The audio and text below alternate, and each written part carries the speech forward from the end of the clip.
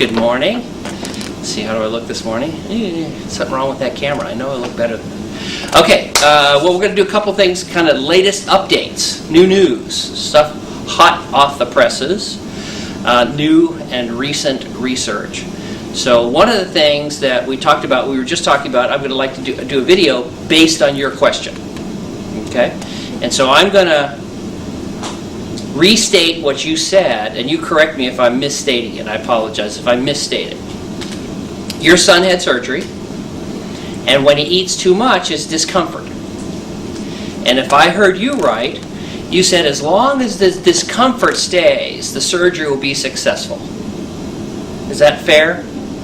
In other words, what we need to treat obesity is pain, a negative reinforcement.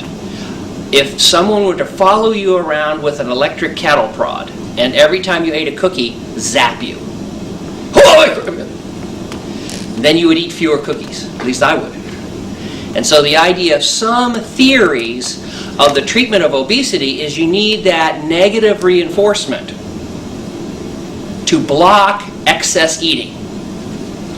And it goes along with the theory. What is the theory of why people are heavy? What have you heard? That they eat too much. Right. And have you heard this? Obesity is simple. Have you heard this one? Obesity is simple. It's calories in and calories out. It's just simple. And the solution for obesity, also simple. Eat less, exercise more. Now, a corollary of that is if it's so simple, if that's all there is to it, if eat less, exercise more is all there is to it, then that means something else. If you fail to eat less and exercise more, if you fail to eat less and exercise more, you're bad. You're dumb. You're weak. Mama didn't like you best. You eat for comfort. There's something psychiatric, psychological, or intellectually wrong with you. Because obesity is so simple. It's calories in and calories out. And therefore, if you don't follow this simple advice, there's something, you're bad. Have you heard that? Yes.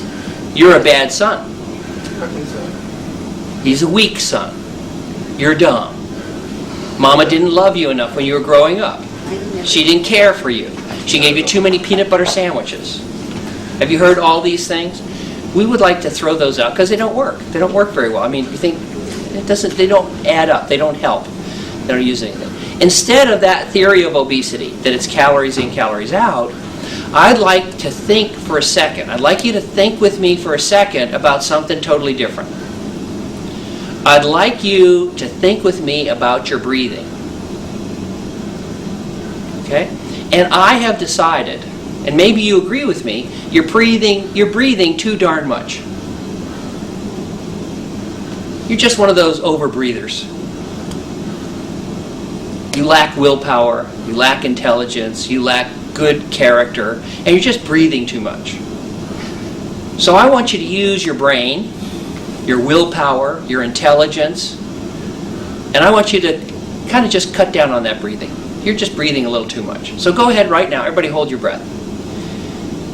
And you get back to me when you have to breathe again. Raise your hand when you have to breathe again.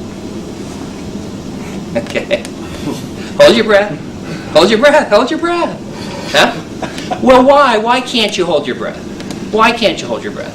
Because based inside of you, below the powerful brain that God gave us, is a primitive system that controls our breathing.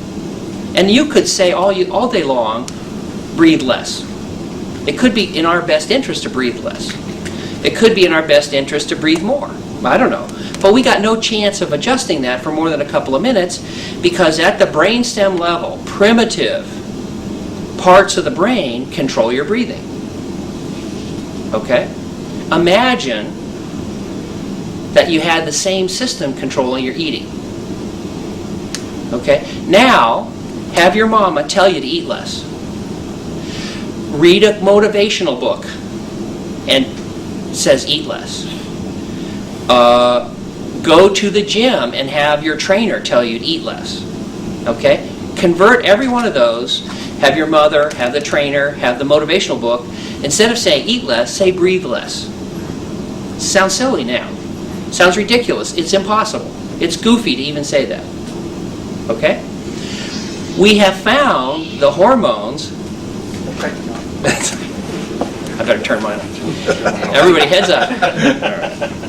Usually I tell everybody to turn it off and then I forget. And then they go, Charge $5 if it goes off? Yeah, that's right. We'll go around. Yeah. That's actually how we make our money here.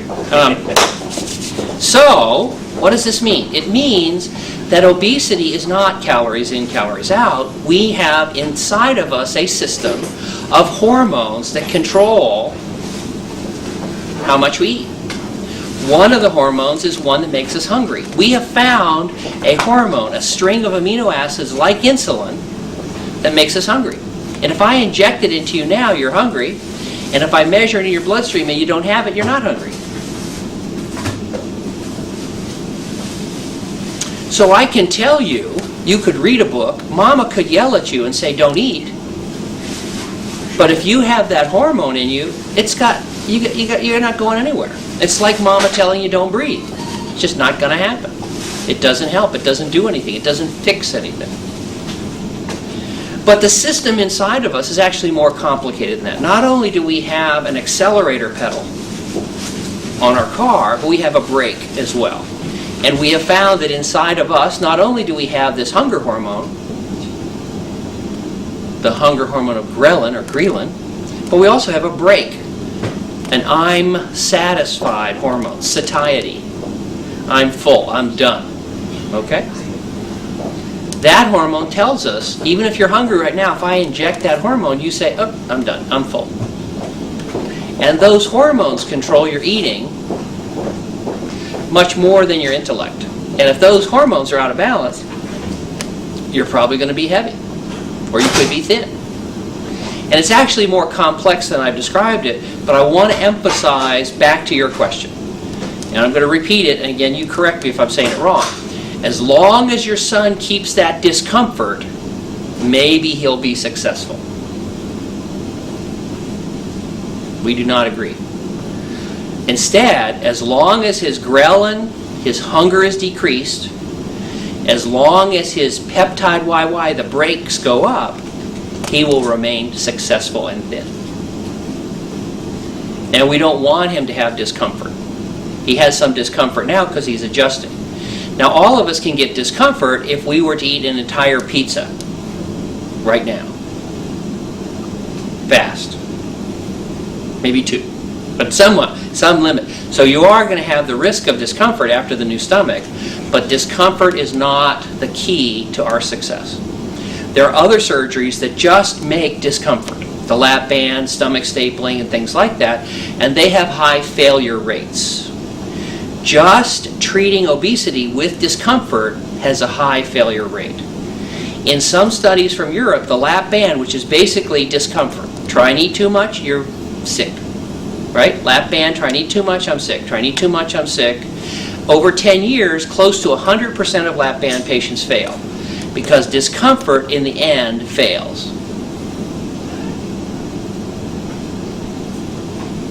Does that sound fair? Is that right? Sound good?